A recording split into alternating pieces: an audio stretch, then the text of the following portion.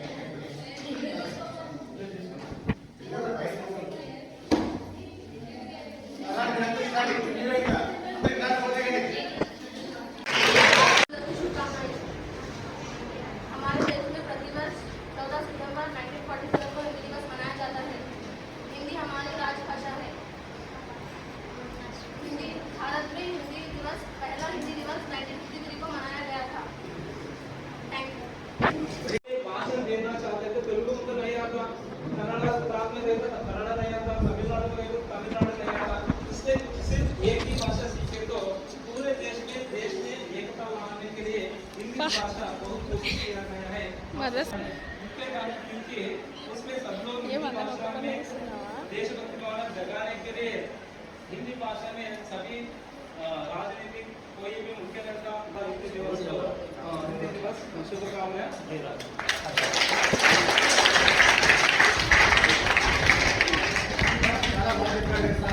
కాబట్టి అదే విధంగా నీకు హిందీలో సార్ హిందీ నేర్పిస్తున్నాడు. భారతదేశం మొత్తం మీద కూడా హిందీ ప్రచారం, తర్వాత సాంస్కృతికంగా హిందీని ఎక్కువ ప్రచారం చేయడం అట్లాంటి వాళ్ళు ప్రోత్సహిస్తున్న దేశంలో రాజా కాబట్టి హిందీ గురించి దాదాపుగా హిందూ పుస్తకం వచ్చినప్పటి నుంచి 100కి 99 మార్కులు వస్తున్నాయి హిందీలో. చాలా బాగా చక్కగా మీరంతా కూడా హిందీ కూడా బాగా చదువుతున్నారు. 99 మార్కులు చాలా మందికి వచ్చినాయి. లాస్ట్ ఇయర్ కూడా చూసాం. ఇప్పుడు కూడా ఆ విధంగా కృషి చేయాలి. ఫస్ట్ ఇయర్లో ఉన్నారు, సెకండరీలో కూడా 99 మార్కులు వచ్చినట్లు అందరూ కూడా హిందీలో ఉన్నారంతా 99 వరకు రావాలా, 10 మంది కాదు. ఈసారి అట్లా కృషి చేయండి. కాబట్టి సార్ ఒక విధంగా మీరు కృషి చేస్తున్నట్టు చెప్తున్నాడు. ఇది కూడా ఆ విధంగా తేవాలని కోరుకుంటున్నాను కదా. కాబట్టి ఈ హిందీ దివాస్ గురించి సెకండరీ విద్యార్థులు ఎవరికి మాట్లాడుతూ కోరుతున్నాను. సందర్భంగా మన కళాశాల ప్రిన్సిపల్ సార్ గారికి, అలాగే జనవరి మేడం గారికి, సార్ గారికి, పులి సార్ గారికి, అందరికీ కూడా అధ్యాపకులందరూ కూడా నమస్కారాలు. మీకు హిందీ వాళ్ళందరూ కాబట్టి మీ అందరికీ హిందీ దివాస్ శుభాకాంక్షలు. సరే, మనకు ఈరోజు సెప్టెంబర్ 14న హిందీ దినోత్సవం జరుపుకుంటున్నామని తెలుసు. ఈ దినోత్సవం మీద మనకు 1949లో అదే పనిగే అంతకుముందు మహాత్మా గాంధీ స్వాతంత్రం రాకముందు హిందీ భాష మీదనే, హిందీ లాంగ్వేజ్ వల్ల భారతదేశాన్ని కూడా ఏకతాటిపై నడిపించి ఆయన స్వతంత్రోద్యమానికి చేశాడు. కాబట్టి మన వాళ్ళు కూడా దాన్ని అధికార భాషగా గుర్తించాలని 1949లో రాజేంద్ర సింహ బిహార్ రాజేంద్ర సింహ ఆయనతో పాటు మిగతా వాళ్ళు కూడా ర్యాలీ చేశారు. విజయ్ కాకా కాకేశారు. అట్లాంటి వాళ్ళు 5-6 మంది బాగా హిందీని జాతీయ భాషగా గుర్తించాలని వాళ్ళు చాలా వరకు కృషి చేశారు. తర్వాత 1949లో స్వాతంత్రం మనకు 40 వచ్చింది కదా.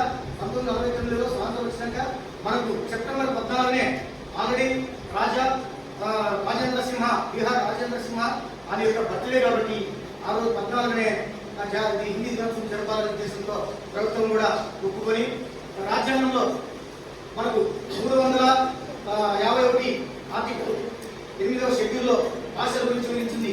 కాబట్టి ఇంగ్లీష్ భాషే కాదు, హిందీ భాష కూడా జాతీయ భాష కావాలనే ఉద్దేశంతో అక్కడ పొందపరిచారు 8వ షెడ్యూల్లో హిందీ భాషను జాతీయ భాషగా.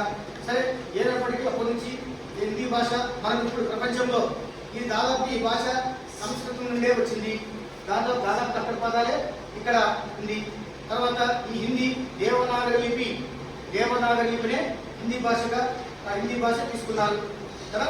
కాబట్టి ఈ విధంగా హిందీ భాషను మామూలుగా మన దేశంలో ముఖ్యంగా ఉత్తరాది రాష్ట్రాలు బీహార్, తర్వాత ఉత్తరప్రదేశ్, మధ్యప్రదేశ్, తర్వాత జార్ఖండ్, ఉత్తరాఖండ్, తర్వాత హిమాచల్ ప్రదేశ్, తర్వాత హర్యానా, పంజాబ్, ఆ రాష్ట్రాలన్నీ కూడా ముఖ్యంగా హిందీలో మాట్లాడుతున్నారు.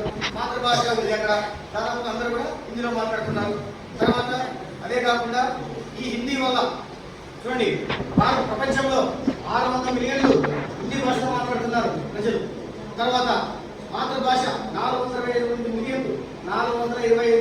మిలియన్లు మంది జనాలు మాతృభాషగా ఉంది ఇది.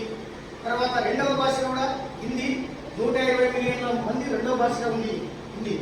కాబట్టి ఈ హిందీ ఈ విధంగా మీకు మన భాషను ఈ విధంగా చేర్చారు కదా.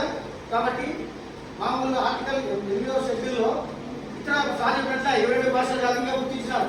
ఈ మధ్య 2 భాషలు దాదాపు 34 భాషలు ఉన్నాయి. దాదాపుగా 33 భాషము లాస్ట్ భాష 33 భాషలు రాజ్యాంగంలో పొందుపరిచారు. అది రాష్ట్రాల్లో పొందుపరిచి లాంగ్వేజ్లకు అది